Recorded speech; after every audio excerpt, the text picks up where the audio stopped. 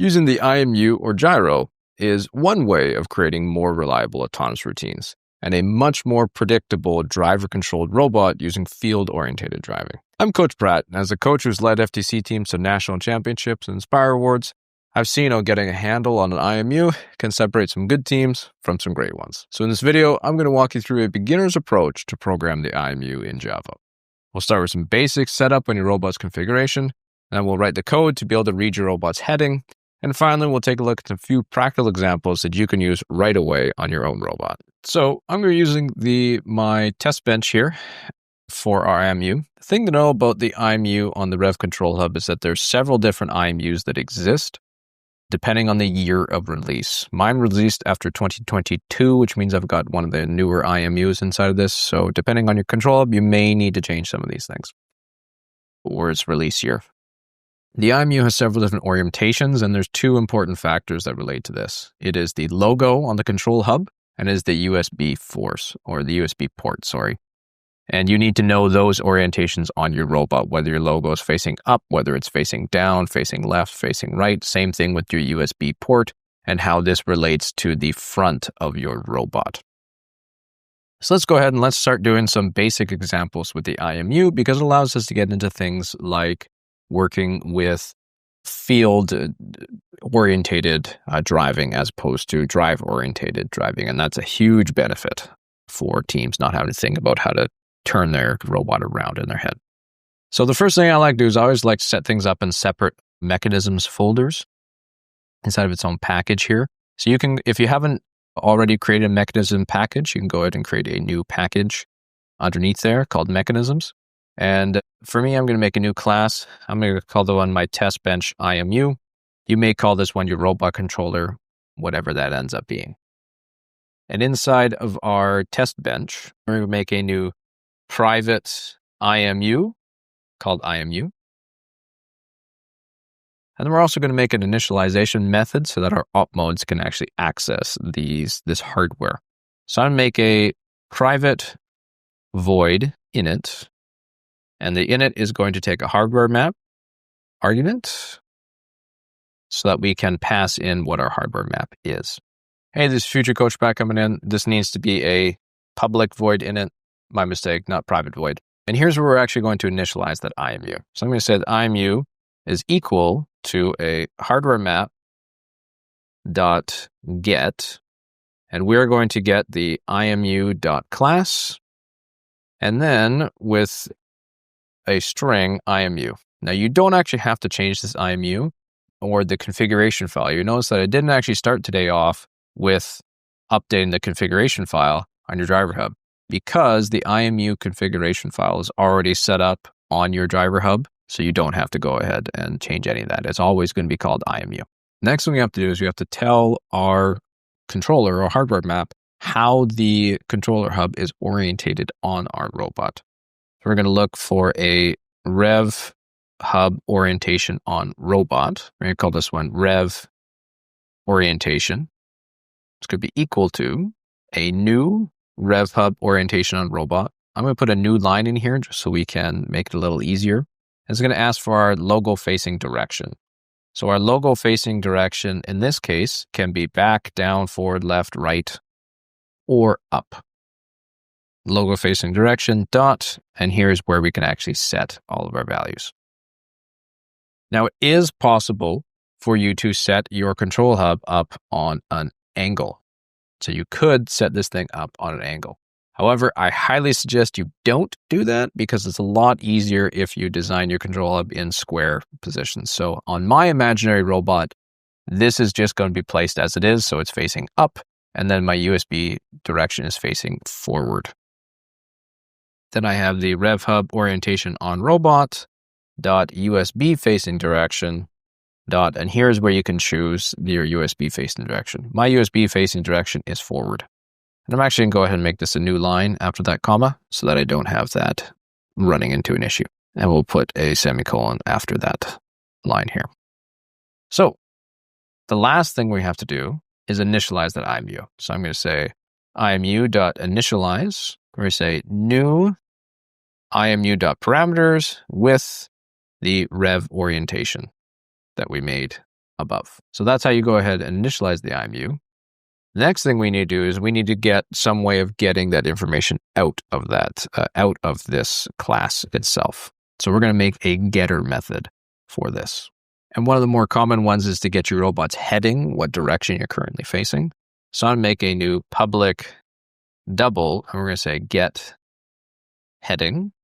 And we're simply going to return IMU dot get robot yaw pitch roll angles, which is, of course, our rotation on our X, Y, and Z axes. And then we're going to either get the pitch, get the roll, or get the yaw. In this case, we're going to get the yaw. And the angle unit, you can choose degrees, radians, or whatever it is that you choose. For the purpose of this, we're going to go ahead and use degrees.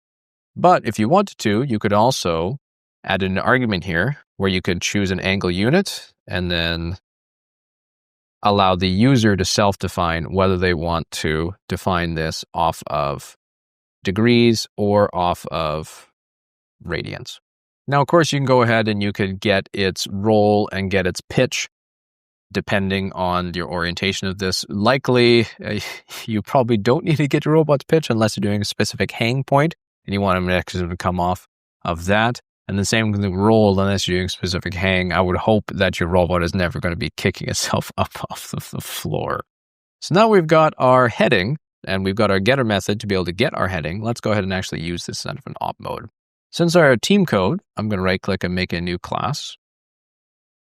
We're going to call this one IMU practice. And our class IMU practice is going to extend the OpMode class.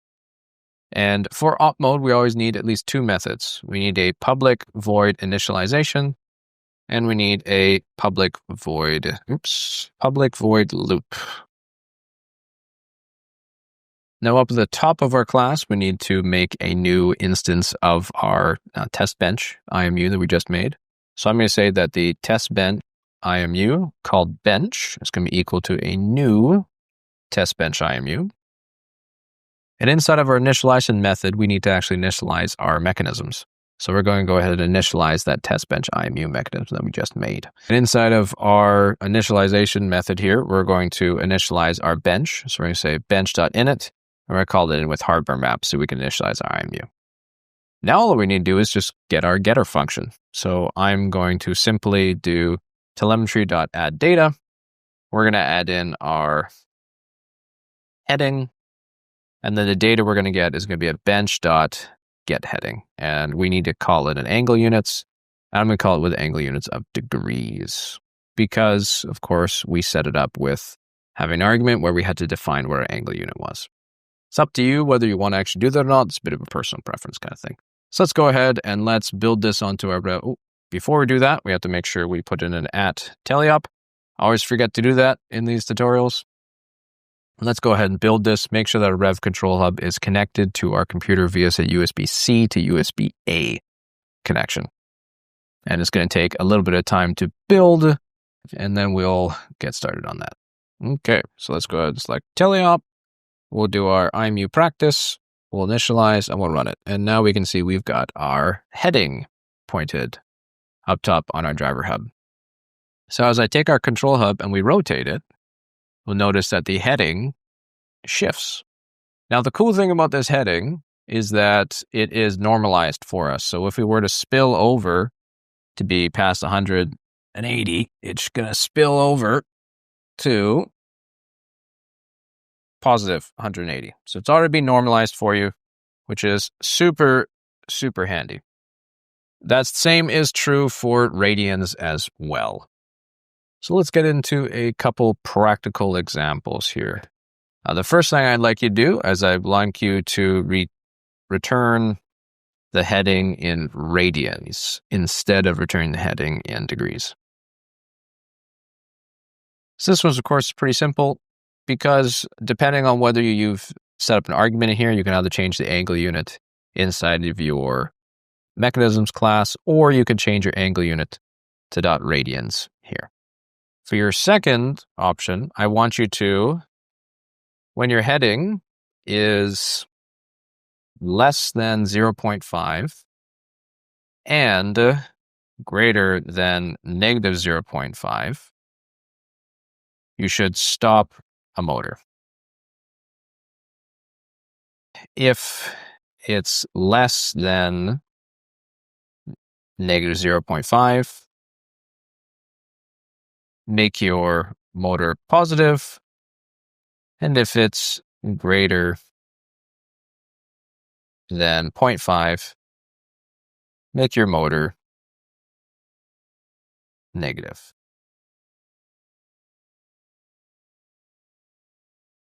Now, of course, in this, it requires us to initialize our motor. So over in our test bench IMU, we're going to make a new private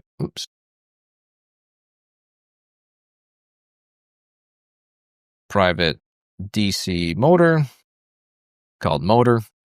And underneath the IMU, we're going to go ahead and say motor is going to be equal to a hardware map.get.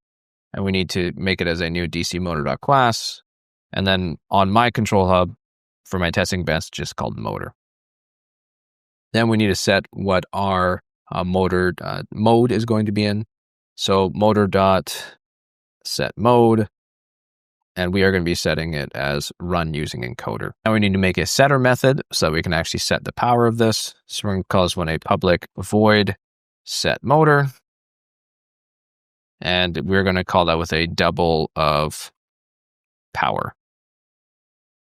And inside of this, we can simply say motor dot set power, and we're going to set it with whatever power we called it in. So now we need to find some way that if our robot is driving mostly straight, we can go ahead and change that. So inside of our main loop here, we are going to say, rather than grabbing this, we're actually going to put our heading in as a variable. So we need to make a new variable up at the top. And we're going to make it call a new double. We'll call it heading. And we're going to say that heading is equal to bench.getHeading. And we'll pull in the angle unit of degrees. And we will say that if our heading is less than 0.5 and our heading is greater than negative 0.5, we should have our bench.set motor should be 0. Else if our heading is less than 0.5, it should be greater than 0.5, we're going to make our motor positive. So bench.set motor at maybe say 0.5 power. And then at this point, we can just say else because none of it is going to run in any positions. We'll say bench.set motor and it will be at negative 0.5. That's it. So I hope you found those practical examples helpful in getting to use an IMU and sort of learning how the basic grabbing your yaw, your roll, your pitch works. There's a lot more we can get into go on IMU than what currently exists. If you want to do a little more further learning on this, I've got a full playlist of tutorials down below on more program tutorials in Java for FTC Robotics. Alan Smith also has a fantastic book where a lot of these practical examples came from down below on Learn FTC for Java or Learn Java for FTC. If you have any comments or questions about if something didn't make sense, let me know in the comments down below. I'll try my best to answer that for you. Otherwise, best of luck out there this season.